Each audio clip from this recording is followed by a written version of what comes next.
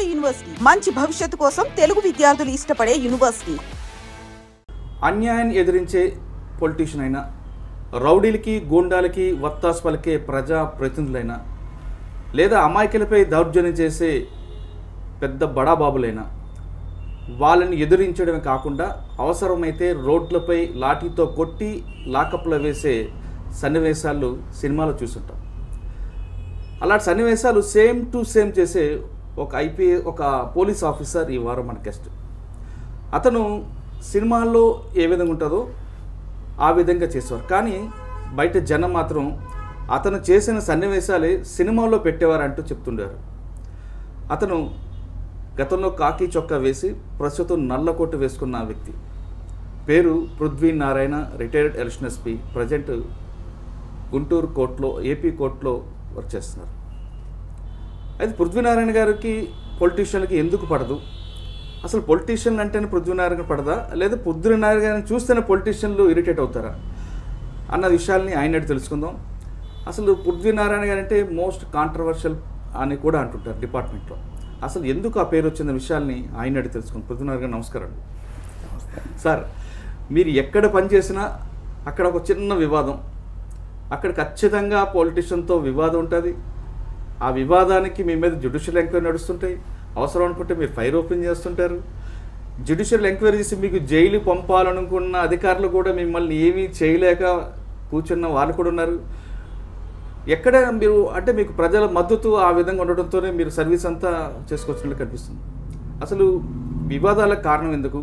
అంటే వివాదాల చుట్టూ పృథ్వీనారాయణ గారు తిరుగుతారా, పృథ్వీనారాయణ గారి చుట్టూ వివాదాలు తిరిగేవా? ఈ ప్రశ్నకు సమాధానం చెప్పే ముందు అసలు మీరు కాకి చొక్కా ఎందుకు వేసుకోవాలనుకున్నారు? మీ నాన్నగారు, అమ్మగారు వాళ్ళ నేపథ్యం చెప్పండి. నా పేరు పృథ్వీనారాయణ అండి. మా ఇంటి పేరు భోగిరెడ్డి.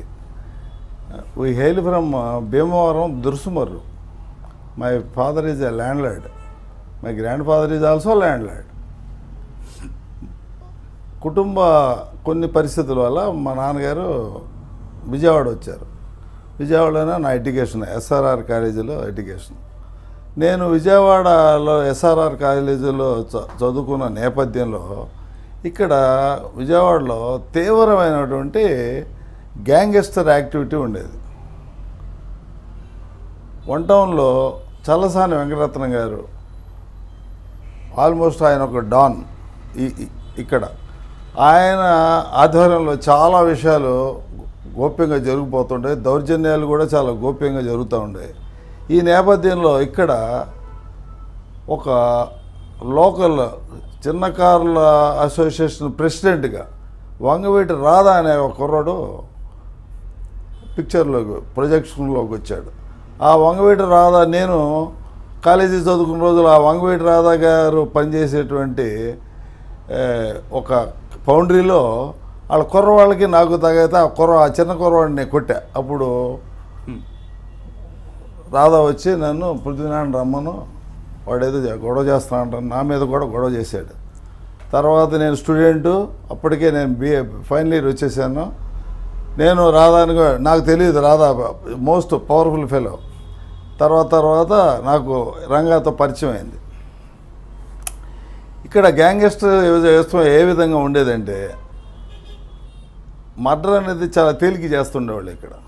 ఈ సందర్భంలో అనేకమైనటువంటి గొడవల మధ్యన అత్యంత పేరుగల వంగవీటి రంగాన్ని ఇక్కడ circle inspector, sub inspector, 3 town sub inspector ఆయన్ని పోలీస్ స్టేషన్లో పెట్టాడు. పోలీస్ స్టేషన్లో పెట్టేటప్పుడు అతన్ని రంగాన్ని కొద్దిగా అవమానంగా మాట్లాడాడు. చొక్కా తీయి అది ఇదని. నాకు బాగా గుర్తు, నేను బయట ఉన్నాను అప్పుడు, ఎంఏ పాస్ అయిన అప్పటికే.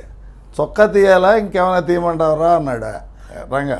చొక్కా తీయమా అంటే డ్రైవర్ కూడా అంటే వంగ్యంగా. ఆ సన్నివేశంలో కొద్దిగా నేను చూశాను. రంగాన్ని లోపలేయటం ఏంటి, నాకు ఎంఏ పాస్ అయినా కూడా అదొక పెద్ద ఆశ్చర్యకరమైన విషయంలో తయారైంది. చాలా ఆత్మ శోధన చేసుకున్నా. ఒక ఇంత పెద్ద పేరు గల లెట్ ఇట్ బి ఒక వ్యవస్థలాగా ఉండేదన్నమాట ఇక్కడ రౌడీజం. ఇంత పెద్ద పేరు గల రంగా అనే వ్యక్తిని అత్యంత తేలికగా సులభంగా లాకప్లో వేసాడే. ఇదేదో పోలీస్ ఫోర్స్ చాలా పవర్ఫుల్గా ఉన్నట్టు ఉందని. అప్పుడు ఇక్కడ ఒక సబ్ ఇన్స్పెక్టర్కి మంచి పేరు ఉండేది. నాకు కూడా కొద్దిగా అప్పుడు ఐ వాజ్ ఫ్యాసినేటెడ్. నేను కూడా అయితే బాగుంటుంది. అప్పటికే నేను బాడీ బిల్డింగ్ చేస్తుండేవాడిని. I was mister Andhra body building. ఇక్కడ ఉన్న నన్ను బాగా గౌరవిస్తుండేవాడు. నేను బైసెప్ గీసెప్ హాఫ్ హ్యాండ్స్ చేసుకుని తిరుగుతూ ఉండేవాడిని. నేను వెళ్ళి ఈ సబ్ ఇన్స్పెక్టర్ పోస్ట్ బాగుందని చెప్పి రైల్వే ఇన్స్టిట్యూట్లో ప్రకటన చేశారు. నేను mister Andhra Pradesh body building competition కొట్టిన 15 రోజులకే పోలీసింగ్ ఇంటర్వ్యూ వచ్చింది మాకు. నేను ఈ కండలు వేసుకుని రైల్వే ఇన్స్టిట్యూట్లో ఇంటర్వ్యూకి వెళ్ళాను. మామూలుగా ఫిజికల్ చెకప్ అయిపోయింది. ఇంటర్వ్యూకి వెళ్తే చూడంగానే నన్ను సెలెక్ట్ చేస్తారు సబ్ ఇన్స్పెక్టర్గా.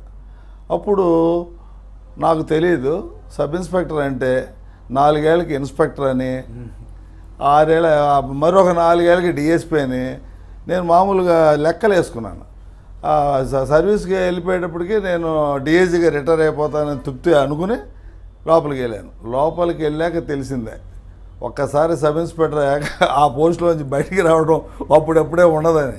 ఎందుకంటే నా ముందు 20 ఏళ్ళు సబ్ ఇన్స్పెక్టర్లు కనపడుతున్నారు. వాళ్ళు చూసి ఆశ్చర్యపోయి అదేంటంటే 20 ఏళ్ళు 4 ఏళ్ళకి ఎందుకు ప్రమోషన్ రాలేదని అడిగాను నేను. 4 ఏళ్ళకి రాదమ్మా ఇక్కడ, అక్కడ నీ పోస్టులు లేవు ఇన్స్పెక్టర్కి, నువ్వు చాలా సంవత్సరాలు. అది నాకు జరిగిన మొట్టమొదట డిసప్పాయింట్మెంట్. అలాగ పోలీసులోకి రావడం అంటే రంగా గారికి ఒక స్ఫూర్తి నాకు. అతన్ని కూడా లోపల పెట్టగల సమర్థత ఒక ఆర్డినరీ సబ్ ఇన్స్పెక్టర్కి ఉందని భావించి అదొక స్ఫూర్తితో నేను పోలీసులో జాయిన్ అయ్యాను. తర్వాత పుంకాలుగా పోలీస్ డిపార్ట్మెంట్లో బహుశా నాకు జరిగినటువంటి ఇష్యూస్ కానీ ఛాలెంజెస్ కానీ కాల్ ఇట్ ఫైట్స్. ఇతరులకి గొడవలు అనవచ్చు, but to me it is a fight. ఆ వాయుగానే బహుశా మీరు నాకు అవకాశం ఇస్తే తప్పకుండా చెప్తాను. ఓకే, ఫస్ట్ పోస్టింగ్ మీరు కాకి షర్ట్ వేసుకున్న తర్వాత ఫస్ట్ SHOగా ఎక్కడికి వెళ్ళారు? ఫస్ట్ నన్ను దాచేపల్లి పోలీస్ స్టేషన్ వేశారండి, గుంటూరు. దాచేపల్లి పోలీస్ స్టేషన్లో ఇది ఎస్ఐగా. నన్ను నరసరావుపేటలో ట్రైనింగ్కి పంపించారు. మొట్టమొదట సబ్ ఇన్స్పెక్టర్గా నరసరావుపేటలో నా పోలీసింగ్ మొట్టమొదటిగా నా అరంగేట్రం నరసరావుపేట జరిగింది. అక్కడి నుంచి నన్ను 2 చుక్కలు ఇచ్చి దాచేపల్లి పోలీస్ స్టేషన్కి ఎస్ఐగా పంపారు. పోలీస్ స్టేషన్కి వెళ్ళి కూర్చున్నాను. అంటే నరసరావుపేటలో మీరు ప్రొబిషన్ తీసుకుని అక్కడ మీరు ఏం చేసేవారండి?